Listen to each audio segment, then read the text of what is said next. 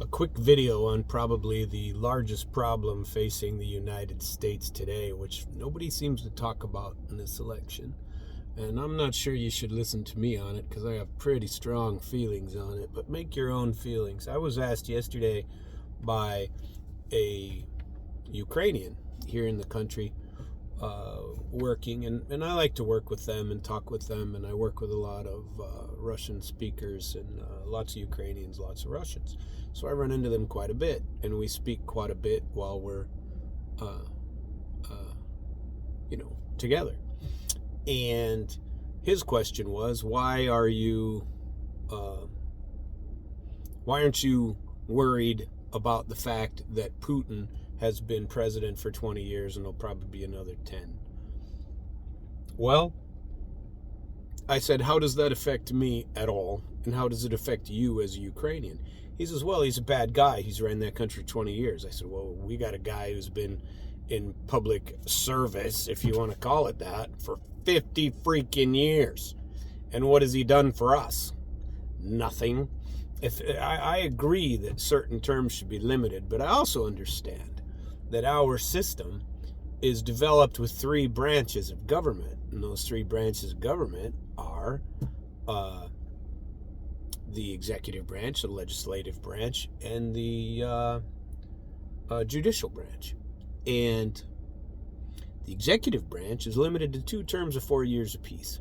There's only been one guy, I think, that was, I forget which one was it. Was Roosevelt? I don't remember. But there's one guy, Eisenhower maybe, who was president for a 3rd term. And then they stopped that. They couldn't have that happening. And so they limited how many terms a president could have. Okay, fine. I agree with that limit. I agree that it should be. Think of what would happen to our country if Joe Biden could run it until we got rid of him, especially with the corrupt election processes that we have that have been destroyed, that don't require identification, that are just nonsense anymore. The way it needs to be a much better system with the technology that we have. It should be. But technology and any system is only as good as the people running it. And ours are all corrupt, and it's run to keep themselves in power, and that's it. If they thought of us at all, and I had this long conversation in Russian with this guy, and I said, listen, everybody's system is different, and your system could possibly be, well, yours, he's Ukrainian, so not his, but the Russian system, let's say they appoint a president for 10 years. 10 years. You should be able to get and allegedly the people's, because they vote for you, you should be able to get your plan well worked out in 10 years. I remember studying the Soviet Union in college, and I have a Russian minor, understudies in Russian studies, and I remember and China still has it, I think. The Communist Party had a 1-year plan, 5-year plan, 30-year plan, 100-year plan. China, you hear this even now. Our plan by 2030 is X. Our plan for this is X. They actually sit down and create a plan where their country is going. Our country has no plan. We have Trump who comes in for 4 years and takes it one way. And then Biden comes in and on day 1 destroys what he did. Fine, he was elected. That's what he did. But the results of what we're seeing today are his. Well, it also is not good for the country. Maybe long term it is. Who knows? We get a workforce coming in. If we had any work for them, it'd be different, and we create, what are we doing? A TikTok society? What are we doing? People like me doing podcasts because they, which is okay, but I'm not sure it develops an industrial class. And the people who are making money are the industrial class. The production of things in Russia are going way up. Anyway, I've gotten a little bit off the track of my my case for and against term limits. But think about this. There's a couple of examples I want to give you. I think the judiciary branch should be limited just like everybody else is, because this lifelong appointment, these corrupt individuals, and by the way, the only way you get anywhere in the political class, any way you get anywhere in anything connected to the government is kiss the right ass. And that is unfortunate. That is truly unfortunate. If I had kissed the right ass, if I had the proper political backers, I'd still be able to practice law in the state of Missouri today. But instead, I was attacked by people who should have been protecting me. The girl, she's run for judge twice. The girl that I hired to assist me was a brand new lawyer. Her husband was a former rep and former senator for the state of Missouri. Another idiot who had never done anything his entire life. He gets out of college and goes and somehow gets elected by knocking on doors. And great, more power to him. But he serves however many years they require in Missouri to be a rep until they term limited you, because Missouri actually did one thing smart. They have term limits.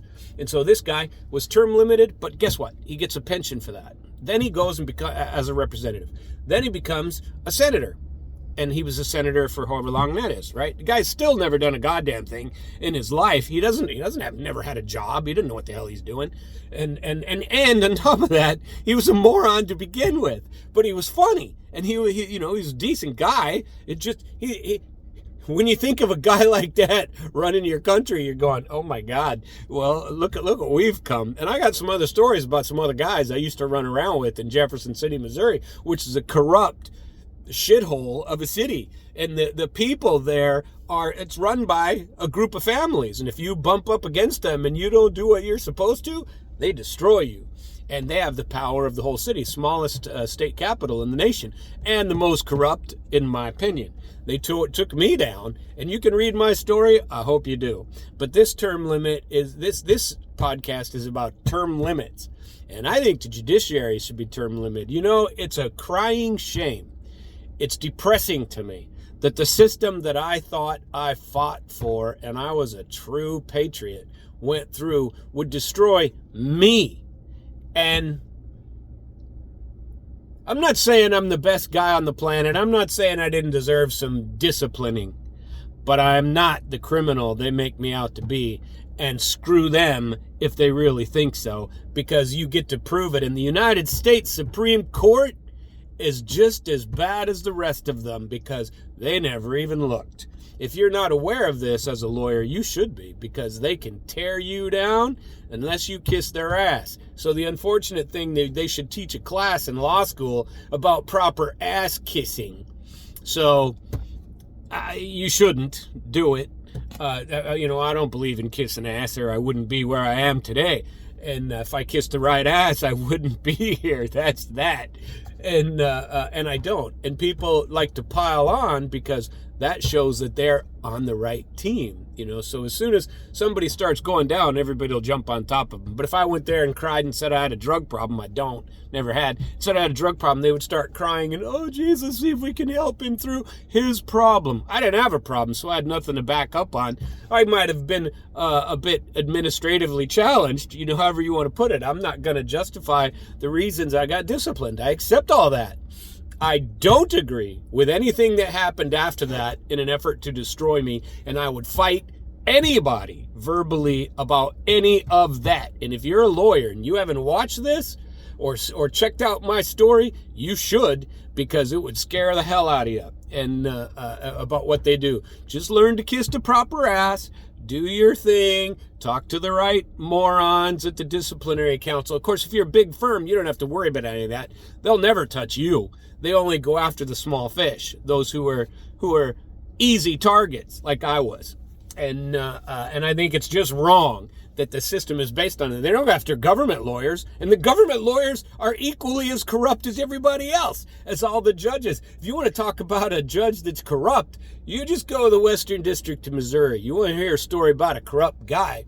Tell you what, you ask me about that story sometime, and I'd be happy to tell it, because that guy was corrupt when he was sitting on the bench in Camden County, Missouri. Actually, I think he was Lebanon, and whatever that county is, Lebanon, Missouri. And he was a circuit judge in the 26th Judicial Circuit. And that guy is a crook. And that guy targeted me. And I would not be surprised if he wasn't involved or was involved in the destroying of me. If you're interested in that story, I'd be happy to tell it sometime. But we have a corrupt judiciary and a corrupt, well, it's all corrupt. And you get elected and you may be clean when you get there. But the longer you're there, the more corrupt you become. And the biggest challenge in America today is limiting these morons from becoming the class that they've become, the bureaucratic ruling class that destroys people if they want to, at a whim. I think I'm going to destroy that guy. Or you pissed him off somehow, and they decide that later they're going to come back and get you because now they got the power. Well, I believe that's what happened to me. And I'm just living proof that our system is bullshit. And I would love to sit down with people who want to fix that system, the state of Missouri especially, but they won't. I talked to all of them. I talked to the entire Judiciary Committee, sent them all emails. I got one response from one lawyer, and he says, well, you sure? I'm not sure I want to get involved in that fight.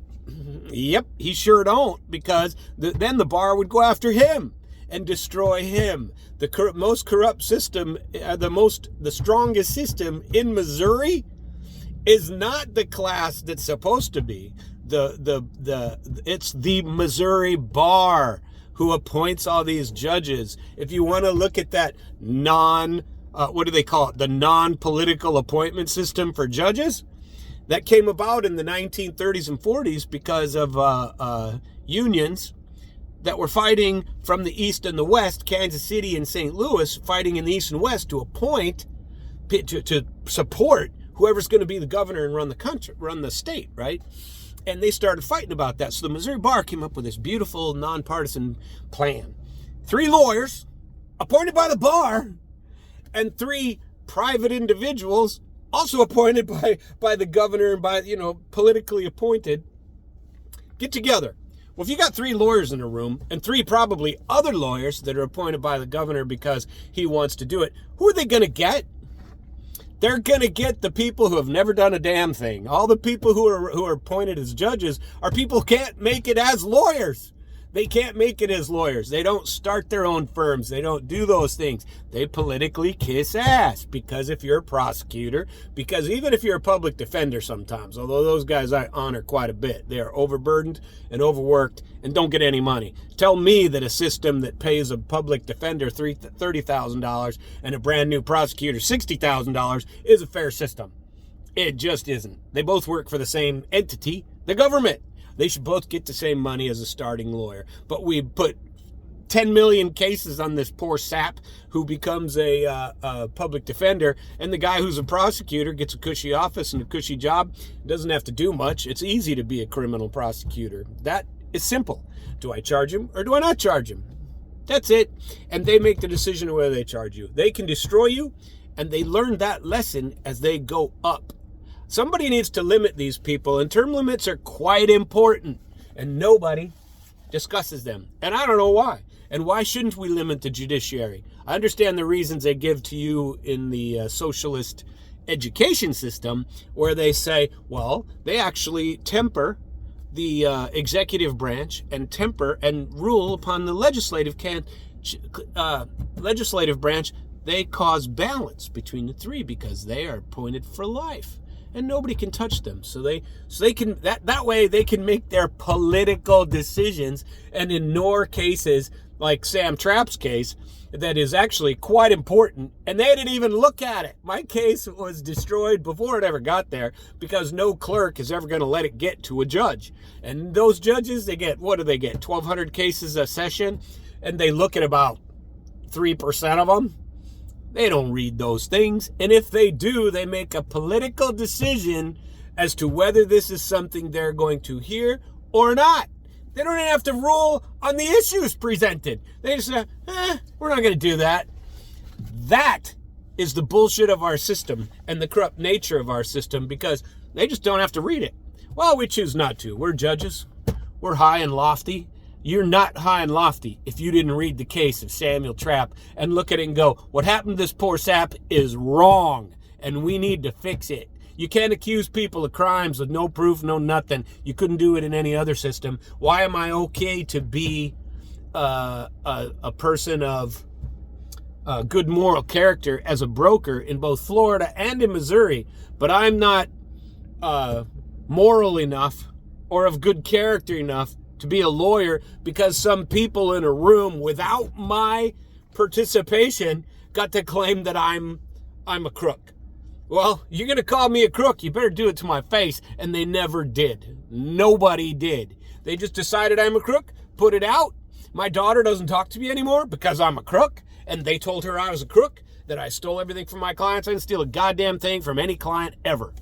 And good luck proving that, because it didn't happen. And I would have been happy to sit down and discuss any of those. You want to be a fund where you just give money to people after you destroy their lawyer, that's fine. But you should set a rule about it that you can't do it without his presence, and you can't do it without his participation, and a right that he would have like he would have in any other court system.